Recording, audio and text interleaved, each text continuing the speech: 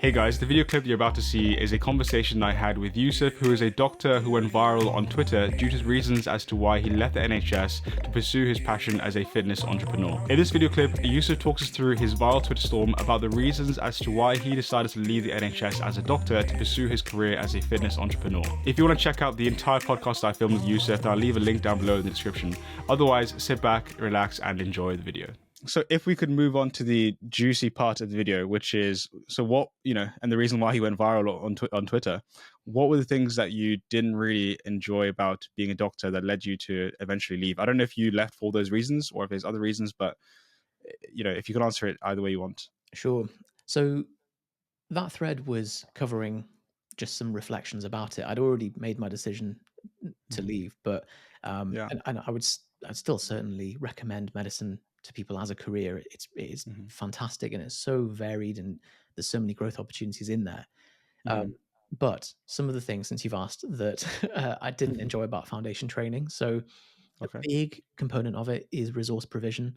I was Mm-hmm. lucky to be in a trust that treated me quite well and did treat it as an educational program, but I certainly had friends that were sent in different places in the country and they were just used as the workhorses for Mm-hmm. basically admin stuff, like Mm-hmm. completely almost non-medical. And there were some that would actually have a rota for who's going to come in and do the discharge letters.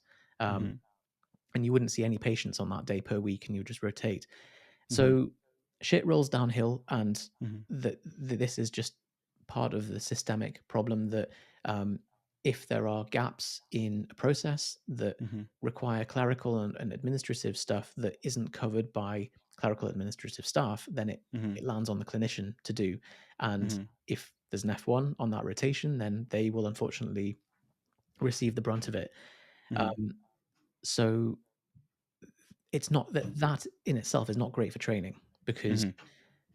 you could end up for the first 3 months of your rotation just doing letters and referrals and that kind of thing during the day, and Mm-hmm. then suddenly you're thrown onto a back of house medicine night shift and you're expected to actually be a doctor at night, and Yeah. you might really be thrown in the deep end.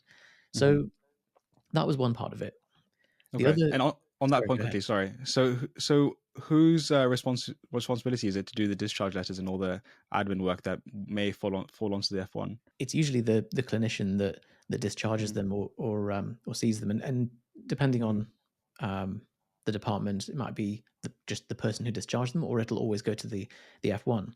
I have a Okay. problem in general with discharge letters as a concept. Mm-hmm. So Mm-hmm. I think that there is a huge scope for automation in them. Okay. We have a set of digital notes Mm-hmm. that if it was done properly, you would be able to have an ongoing populating field at the top that says reason for admission, current Mm-hmm. progress, follow-up plans, and discharge plan. And that could actually feed through automatically into a Mm-hmm. template for a discharge letter and then send it off without needing Absolutely. someone to manually write in prose the full Yeah. thing. I find it ridiculous. Maybe Okay. it'll get improved over time, but Yeah. Okay. Well, if I do go into medtech one day, I'll drop you a check for that oh for yeah, that please one if I do. fix that problem. All right. So so that's the first thing, and I can definitely see why that can be quite difficult, and I'm hoping that that won't be the case at my hospital, but I guess it varies, doesn't it? What was the second point you're going to move on to?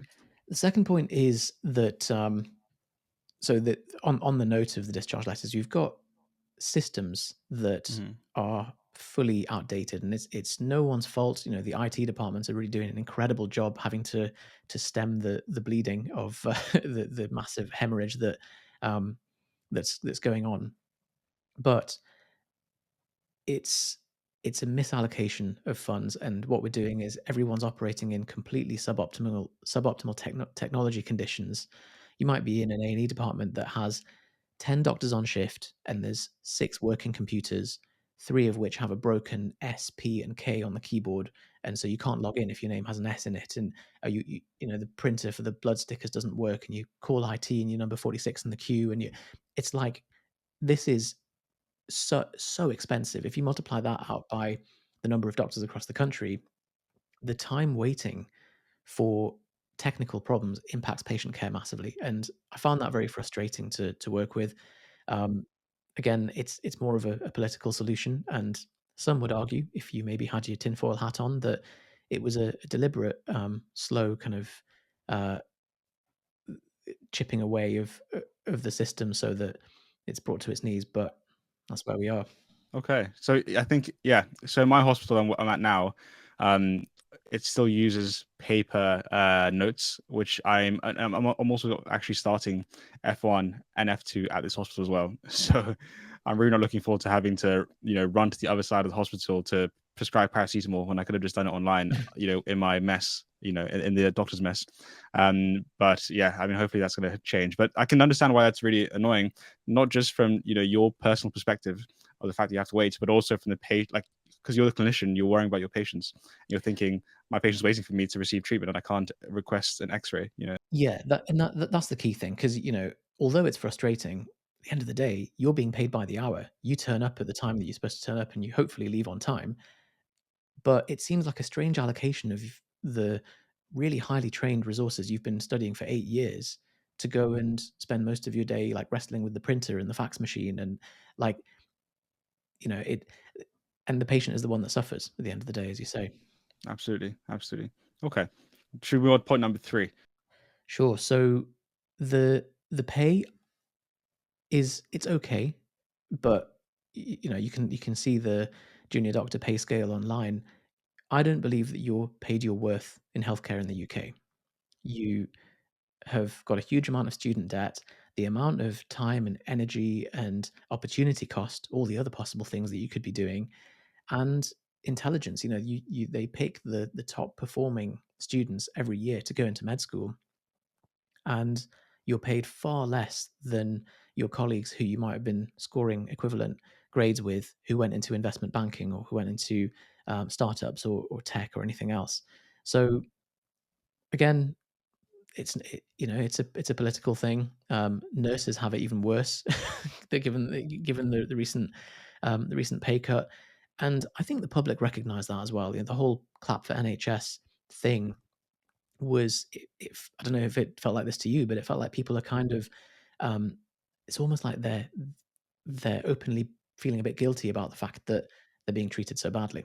Yeah, absolutely. And it's that's one this is one point that I think I also personally struggle with. I've been at university for the last 8 years, and I have over 100 grand of debt, right? So yeah, so there is no way in hell that I'm ever paying that off.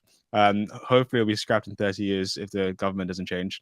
But that's a huge amount of debt, right? To incur just to become a doctor, and you know, to be paid a salary that's not even going to scratch that, at all. My interest per year is going to be more than what I can pay back as a doctor. Particularly when, I get it's a publicly funded system, and that inherently means that we can't be paid more than private systems like America or other places in the world. But I still think that even within a public system, that's something that I personally struggle with, still. And of course, I didn't go into medicine to make money, but we have to accept as adults and as professionals that money does play a part in our lives. We have to pay our bills in the day, we have to pay our rent, and all those things are really important. Very well said. That it's not about a sense of entitlement of like, oh, none of us went into this to make money. We went into it because it's hard and we want to make an impact. Like there is nobody who goes into medicine to make money, but that doesn't mean you can take the mick with it. And the employment market is an auction. Employers will bid for the best people, and because of this kind of moral sense that takes people into medicine, it keeps medicine a bit sticky and the fear of leaving. But if this trend continues, then you can only expect that rational economic agents will seek better pay. We're operating in a free market system. Yeah, and yeah, I think that's what I'm kind of seeing now. A lot of my friends are deciding to go study medicine, not study medicine, practice medicine abroad for those reasons. And that means that there's a lot of locum doctors who are really required, to meet that demand. But anyways, I don't want to make this too political for the 16-year-old listener who's. But yeah, okay. Is there any other points that you had on that Twitter thread or you want to delve into? The rest of the thread, I mean, the stuff about discharge letters, it's generally, and this is just a large organization or public sector problem. It's not really an NHS problem. It's the culture of, but we've always done it this way, and I don't think that's a satisfactory excuse for a broken system. But I understand that, especially with something like healthcare, you can't just pause patient care to roll out a new method of prescribing or a new thing. It's live. You can't just say, "Oh, hang on a minute, everyone, like we're trying this new method." So you do have to roll changes out live, and so that therefore they have to be incremental, um, and there's no incentive for system improvements, no financial incentive to do that. Um, so yeah, there we go. If there's a glitch in the system for a new system, that could really affect hundreds and thousands of patients, and that could potentially affect patient care if they do upgrade it really, really quickly. Well, that's a double-edged sword as well, because if it takes you 8 clicks, 3 keystrokes and well, 10 keystrokes and a 10-second wait between each click to prescribe one drug, if they can bring that down by 2 clicks, imagine like that. It sounds so small, but that is a huge impact on when you consider the number of drugs that are prescribed in a day by one clinician multiplied by the number of clinicians. User interface improvements are massive.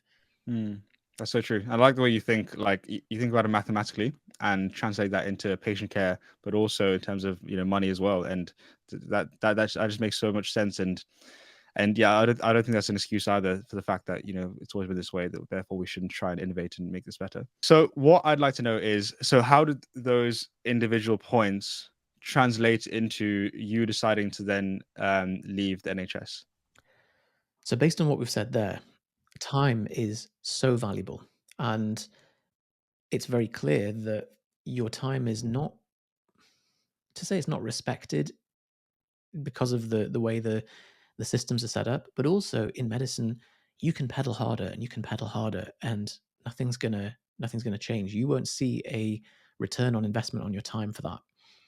Meanwhile, there's many things which you've experienced that when you do pedal hard with, like growing your channel, it opens up a huge amount of other opportunities and, I imagine, revenue as well. Absolutely, yeah. So you start to look at it and think, well, okay, uh, medicine as a career, if you go down the standard training program, it's very much a treadmill. It's a fixed rate. You can't accelerate it. You can't slow it down. You will just get kind of pushed along.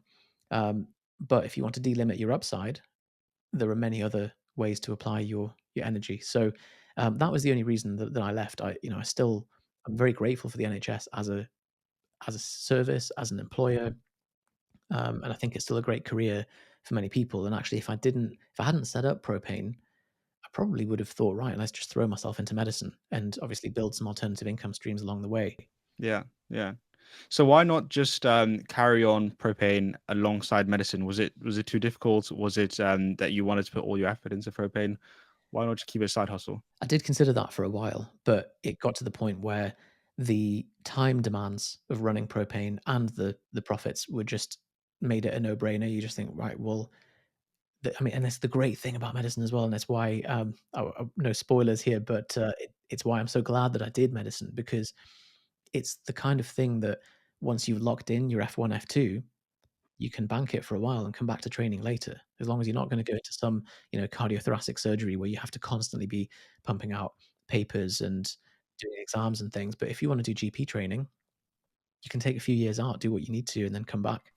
Is that something you ever think about? Is that an option you still have open?